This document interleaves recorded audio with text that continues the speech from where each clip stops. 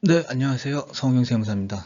오늘은 그 업무용 자동차에 대한 세 번째 시간인데요. 오늘은 지금 업무용 차량을 뭐 10% 싸게 타는 법, 뭐 이렇게 제목을 해가지고 부가가치세 매입세 공제에 대해서 좀 알아보려고 하는데요. 사실 소득세, 법인세는 그 사업자마다 다르고요. 적용받는 세율이 다르니까. 그리고 처한 상황마다 달라서 사실 비교하는 데 있어서는 소득세, 법인세 효과는 좀 빼고 얘기를 해보려고 하고요. 오늘은 부가가치세 얘기하고 일단 세금적인 측면에서 업무용 차량을 사용함으로 인해서 절감할 수 있는 부분, 먼저 이제 사업자가 업무용 차량을 쓰게 되면 개인 사업자 같은 경우에는 소득세, 그리고 법인 같은 경우에는 법인세에서 세금이 좀 줄어들겠죠. 아무래도 비용 처리가 되니까.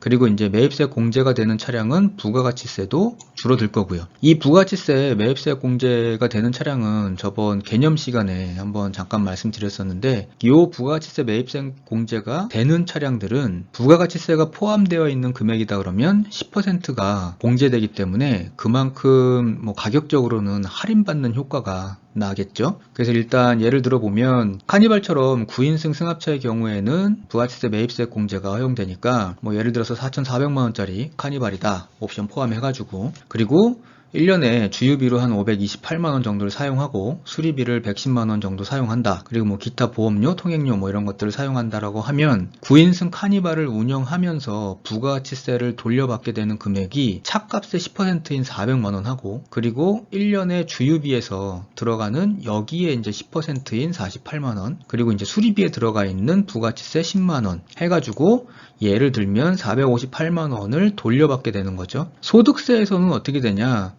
이거를 지금 비용 처리가 되기 때문에 우리 익히 알고 있지만 감가상각비 800만원 하고요. 그리고 주유비, 여긴 지금 10% 공제를 받았기 때문에 부가치세는 빼고 비용으로 들어가야 되거든요.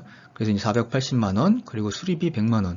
그리고 이제 보험료하고 통행료 쪽은 부가치세가 없으니까 여기는 이제 그대로 금액이 들어가면 30% 세율을 적용받는 사업자 같은 경우에는 1년에 459만원 정도를 세금 절감 효과를 가져올 수 있고, 동 금액을 법인세에서 법인들이 비용 처리를 하게 되면 한 300만원 정도를 세금 절감 효과를 가져온다. 뭐 이런 예를 든 거고요. 방법에 대해서는 차이가 없어요. 소득세, 법인세에서 방법에 대해서, 그러니까 세금을 적용하는 방법에 대해서는 뭐 어떤 차를 쓰든지 간에 똑같은데, 부가가치세는 차종마다 환급이 되냐, 공제가 되냐, 매입세 공제가 되냐, 뭐 이런 차이가 있기 때문에 이제 그런 차이를 말씀드린 거고요. 업무용 승용차에 해당이 된다 그러면 업무용 승용차에 해당되는 차종에 대해서는 뭐 비용 처리하는 방법에 차이가 없어요. 그리고 비용 처리하는 방법에 차이가 없기 때문에 세금 효과에서도 차이가 없을 거고요.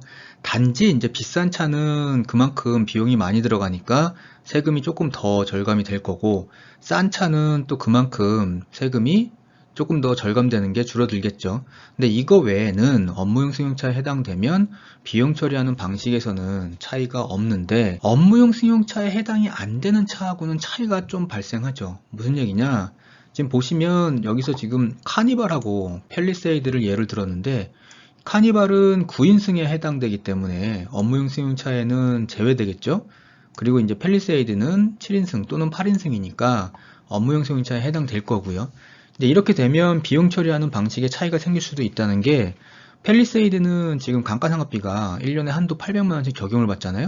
그러면 800만원씩 5년 동안 적용을 받고 5천만원짜리 차다 그러면 잔액이 1000만원이 남죠. 이건 이제 2월 돼서 나중에 비용 처리를 하는데, 카니발 같은 경우에는 업무 승용차에 대한 규제가 적용이 안 되다 보니 이 금액을 그대로 5년으로 상각하게 되면 1000만원을 한도 적용받지 않고 다 감가상각비로 넣을 수 있다는 거죠.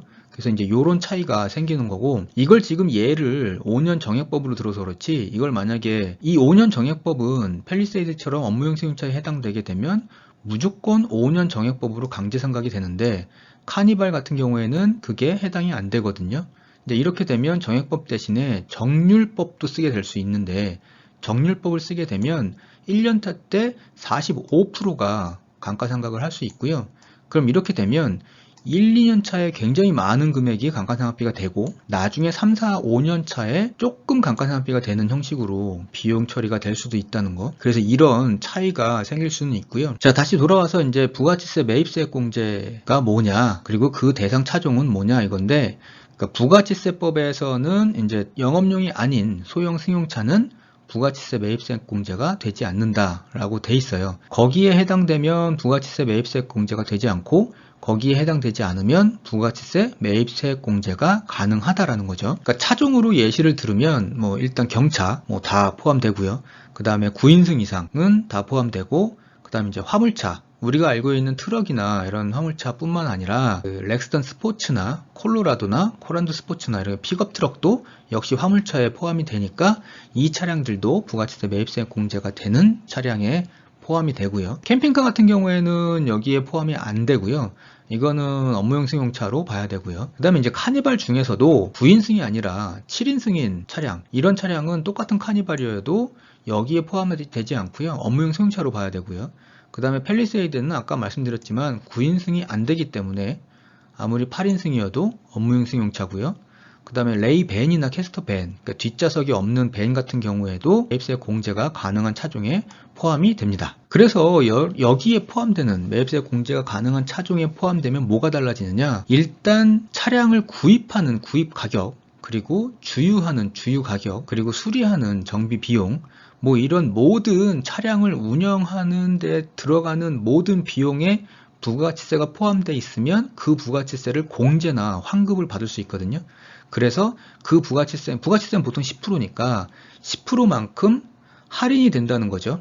결과적으로는. 그래서 이제 사업자인 사람과 비사업자인 사람, 물론 이제 사업자인 경우에는 업무용에 사용해야 되는 게 전제 조건이죠. 그래서 이제 사업자의 차량을 등록해서 사용하는 경우와 등록하지 않고 사용하는 경우에는 이런 차이가 생기는 거고요. 총 10% 정도가 이제 사업자의 차량을 등록해서 사용하게 되면 절약이 된다는 거고요. 그러니까 물론 이 경우에도 소득세나 법인세 효과까지 합치게 되면 더 큰데, 그거는 이제 상황마다 다르기 때문에 여기서는 제외하고 얘기를 하고 있습니다. 자, 그래서 참고로 이제 업무용 차량을 여기 지금 업무용 승용차에 해당되는 차량과 그렇지 않은 차량을 비교해서 보면, 일단 뭐 카니발처럼 9인승이니까 업무용 승용차에 포함되지 않는 차량과 팰리세이드처럼 업무용 승용차에 해당하는 차량을 장기 렌트를 한다고 치고, 그리고 이제 3만 킬로를 1년에 탄다고 가정하고요. 그리고 정비 포함이고 차량가는 한 4,400만 원 정도 기준으로 한다 그러면, 일단 렌트료가 월 88만 원이라고 가정하면 카니발 같은 경우에는 똑같은 월 88만 원이어도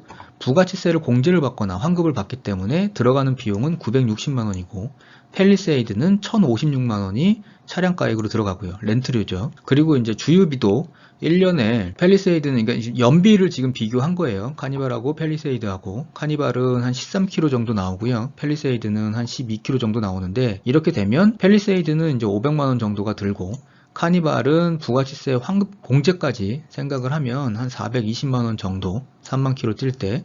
이렇게 하면은 전체적으로는 한 1,500대 1,300 정도의 차이가 나는 걸로 보여지고요. 참고로 그냥 말씀드렸어요.